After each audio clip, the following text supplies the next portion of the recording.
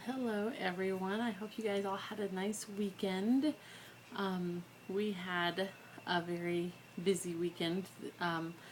Saturday, Tom took all the boys to the hardware store and they got a new wood chipper was one of the things they got. And so we had a lot of fun on Sunday afternoon. We got the whole thing up and running. Well, mostly I just watched and helped things, but Tom got it all running, and then we cleaned up the corn and the asparagus beds out in the garden, which made it so I could mark those off my list that we made last week of all the outdoor chores we want to do. But it was a lot of fun. The boys loved it. We had a lot of fun feeding stuff into that little chipper thing. So now we have a big garbage can full of mulch for the garden, which is great. So I'm like dreaming of all the mulch we're gonna have.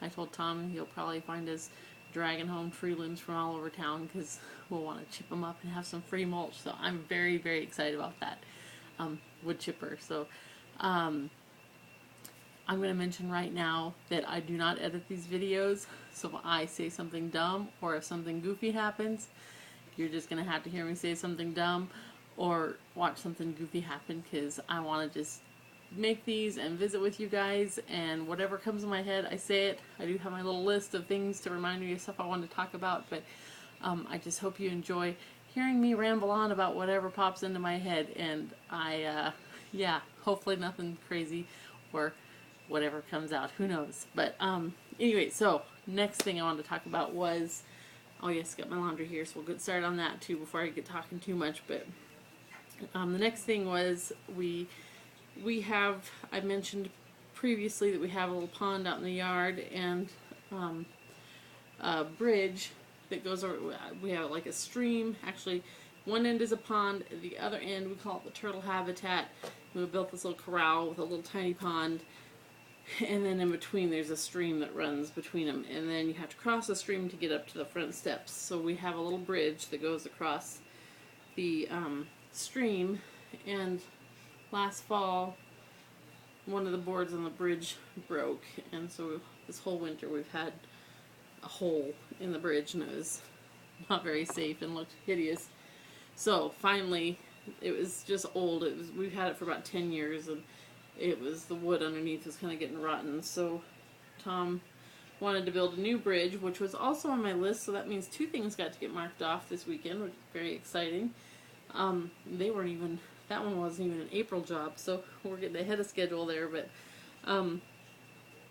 anyway, so Tom and the boys went and they got lumber and built the new bridge, and he made this one so the wood that goes over the bridge was like right touching each other before there's little gaps between each slat. But this bridge has them tight together, so it's easier for Grandma to get across the bridge, and it's not as sloped as our old one was too, because for the same reason we just felt like she'd feel more secure walking across it if it wasn't such a like a big arch. So it's much flatter and closer together, and he painted it white, which is what our original one was, but it'd been so long since it'd been painted it didn't really look white anymore. And this is so white that it looks like it's glowing outside. Like you go outside in the dark and it looks like it's glowing in the dark out there. And it makes the porch look really terrible now. So that's also on my list. I don't know if we'll get there, but it would be nice to get the porch painted too. So we'll see how it goes. But Sunday, we always have lunch with everyone after church at our house. So we have church at 10, although we really don't start till like 10:30 because we all have to sit and visit for a while when we first get here. But everybody comes over and we have church, and then we always have a potluck lunch together afterwards. And I have a schedule of meals so that I don't have to think about it. And I want to say there's 16 of them. I'm not for sure about that. However many there is, I just have a little calendar of them, and we just rotate every week. So it just so happened that this week was the week we would be cooking lunch over the fire pit. So we burned the bridge and cooked our lunch over the old bridge, and we had lots of jokes about how you shouldn't burn bridges. But we did burn up our bridge, although we didn't get all of the pieces from the bottom done because there's just a lot of wood. So we got burned through the top parts, and roasted our marshmallows and our hot dogs over the bridge. And so that was a fun lunch, and I'm glad that the bridge will be gone soon, not sitting around forever. But I have a huge stack of boxes that need burned, and we didn't even get to touch those. So we'll have to have a couple more fires here probably in the next few weeks to get all the boxes burned and all of the bridge completely burned up. But of course that's a fun thing to do, so I don't think anyone's going to complain when Daddy says, let's have a fire tonight. That always makes everyone cheer, get all excited, start wondering if we have any graham crackers and all that. Well, today, let's see, is that the next thing is? Yes, today I had invited some of moms over for a homeschool, like a how to homeschool group. I meet a lot of moms at the library, and recently there was a couple of moms who were talking about homeschooling, and they don't homeschool. Their kids are still younger than that, but well, one of them is. Anyways, they were just expressing how they don't really even know how to go about it, and so we're talking about the fact that if you have not homeschooled and you don't really know people who homeschool, then it's really like you have no idea how to even begin. So I have this set of DVDs on from Simply Charlotte Mason, I think it is called, and she does a whole series. Sonia Schaefer is the lady's name, and she has a whole 12 DVD series on the Charlotte Mason method of homeschooling, which I really like. We use ACE curriculum, but I really enjoy Charlotte Mason's methods, and I was telling one of the moms tonight that I feel like my brain was exploding the first time I started reading Charlotte Mason's books because so many new ideas that I was getting. So I thought, well, I have these DVDs, and if they want to learn how or kind of explore the whole topic, maybe I'll just have them over. So I invited the moms over, not just them, but I put it on my Facebook page. Anybody that wanted to come, we would start today at 2 o'clock. And at about 2:07, I started realizing I don't think anyone is coming. So it was a little bit of a flop. I went ahead and watched the DVD myself and got some good ideas, so I wrote them down. And my kids ate all the cookies up that we baked for the event, so they did not go to waste. No wasted cookies. Then I did hear from one of the moms who was like, oh my gosh, she said, that's you, Heather, if you're watching. Heather said she had wrote it down on the wrong day, and my sister I knew wouldn't come this week, but she's going to be coming next week, and then a couple other moms I haven't heard from them, so I don't know what happened, but it was a little bit of a flop. Yes. Next week we're going to try, the next DVD is called Living Books and Narration. So at least if it didn't work out the first week, people forgot or whatever, it was only the introduction video. So if you're going to miss one, at least it was just that one. So we're going to try again next Monday and see how it goes next time. Then this evening, I went over, the kids and I did, to see my grandma. I think I might have mentioned that I was going to try to start going to see her on Monday nights. I don't know how much it'll work, but that's my goal. So we went over this evening, and I took some of my leftover cookies. Well, actually I saved some of the cookies just to take over for her, because I knew if I didn't, they would all be gone. So I set them aside, and we took some cookies over and some of the leftover lemonade and had a visit with Grandma. And my sister was there with her kids, so that was fun to get to see them. And we made a plan to go to their house on Wednesday. I think I might try to make a video, like one of those day in the life videos Wednesday when I go, because they got a new baby calf at their house. And so we're going to go out and see it. And Grandma thought that she would like to go see the calf also, so I'm going to pick her up on Wednesday and take her with us. And we're going to go meet the new baby calf. This afternoon, I'll start back here. About a week ago or so, I got a postcard in the mail from a company telling me that I was going to be called soon with an exciting opportunity. and they have called like 5 times, and I keep telling them I'm not interested, and then they keep calling. I think the lady got the message today that I am not interested in this exciting opportunity they want to offer me, because I think she thought I was being rude, and I didn't mean to be rude, but I was tired of having the same conversation. So, and I was also trying to take a nap at the time, so I think I was a little grumpy. But anyways, the thought went through my head when I was talking to her today that I know she's just doing her job, but there's a difference between doing jobs because they're lucrative and doing jobs because they're productive. So that's what I decided I'd talk about this evening, is the difference between lucrative work and productive work. And I guess it starts first with the idea of the difference between a want and a need. And of course we all know there's a difference between a want and a need. And I decided you have to think of it more like in a scale. Like needs, I talked about this the other day, food and clothes, those are your 2 needs. And if you are currently not naked, then you have enough clothes. And if you have food today, then you have enough food. So that would be the absolute need end. And then I don't know what a want would be. That would be the exact opposite end. But there's a lot of stuff like a yacht and,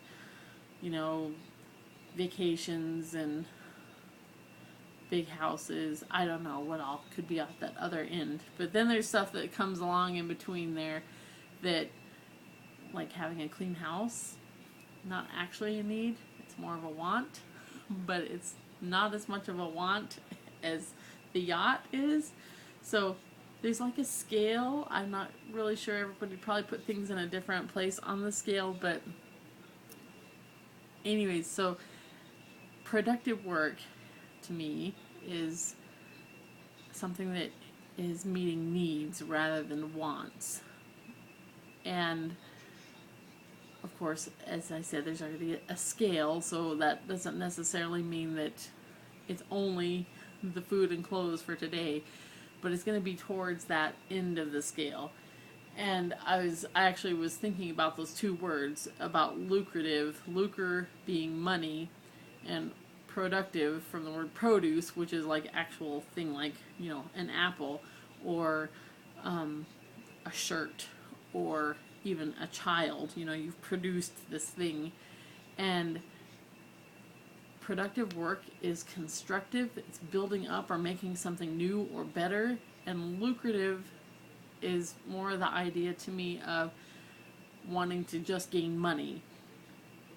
And the productive work can be lucrative, but at the point that you start doing work because it's lucrative, you probably have ceased to be productive or to care about being productive. And I was thinking about, this seems kind of silly, but a lot of times when I go to craft bazaars, I think about people, they're trying, not everyone, but sometimes you'll see a booth where I think this person's trying to be lucrative, but they're not producing anything that's of value. So I don't know why this sticks in my mind, but one time I saw that someone had made ornaments or something, like decorations, out of the scoops that would come in powdered laundry soap.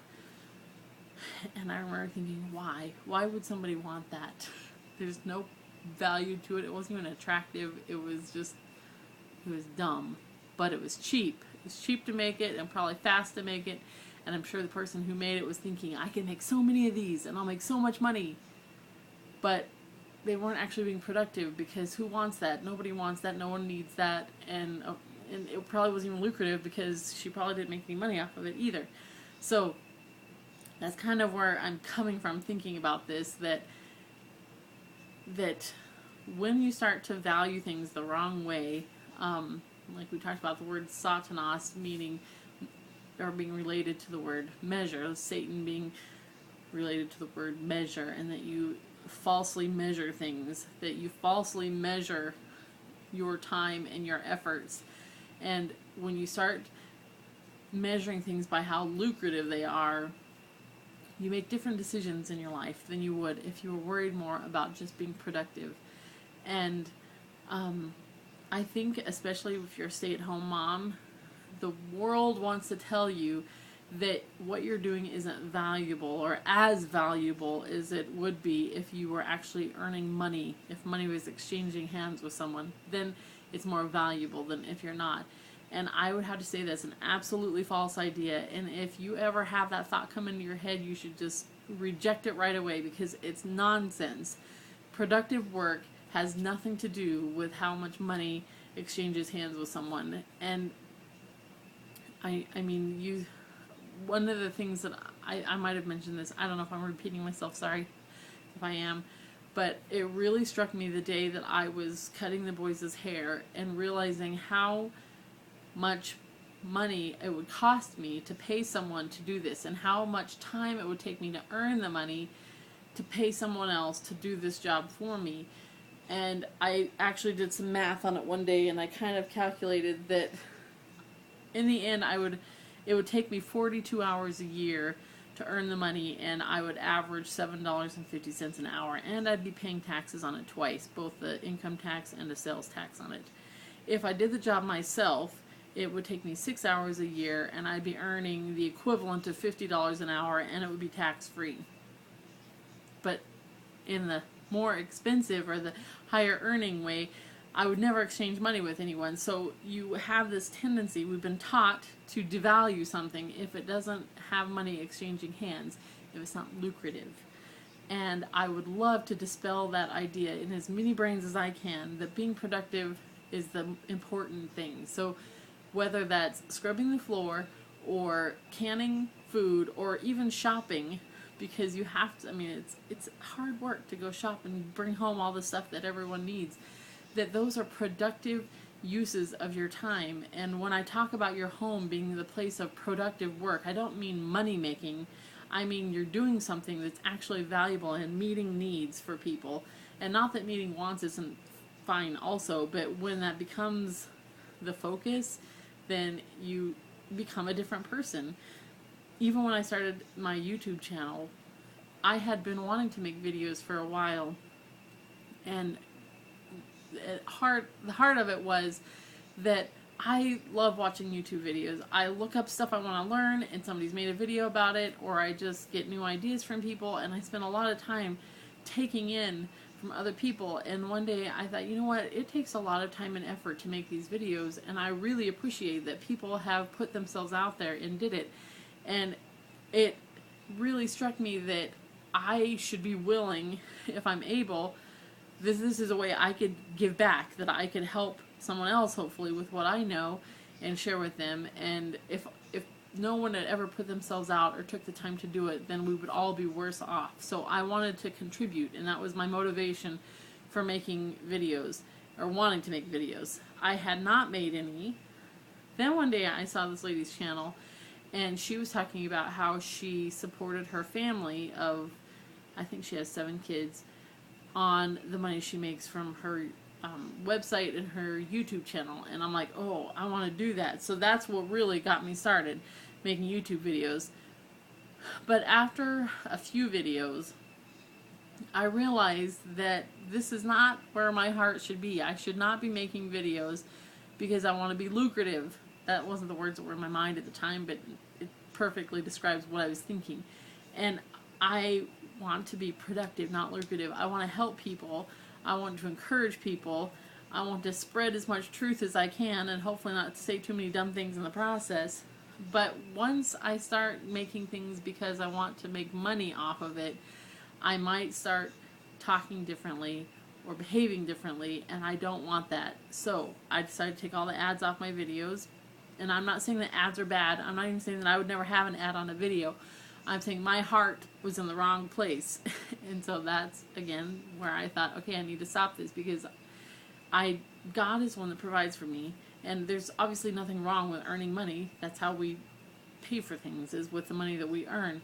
But when that becomes the goal, instead of just being productive being the goal, then you become a different person. And I want to really, I guess, encourage you not to feel like you're a lesser person if you're not doing something lucrative. Marketing is an evil, to me, a very evil profession, because the whole idea behind marketing is to convince someone that they need something that they don't need, so they will buy it from you and you will make money. And if you're trying to sell something people don't need, then you need to do something different. If you are providing a real valuable service to people, you don't need to market, because they will find you because they need you. That's even how our computer business has operated. We don't advertise. We have a little ad thing in the yellow pages, so if people need to find somebody, there we are. But we don't go around trying to convince people there's something wrong with their computer just as though they'll bring it here and we can fix it for them. And all of media is built around marketing something to you, whether it's an idea or whether it's a product. They're all trying to make money off of you. And if you really needed it, you would find it. So I just feel like, I guess I was just encouraging you to really place your measure value by how productive it is, how useful it is to society and to your own family, to your own home, rather than whether or not money is exchanging hands, because you don't want to value things the wrong way. You don't want to go wandering down that wrong path. So that's my encouragement for today, and I guess I will see you guys again tomorrow.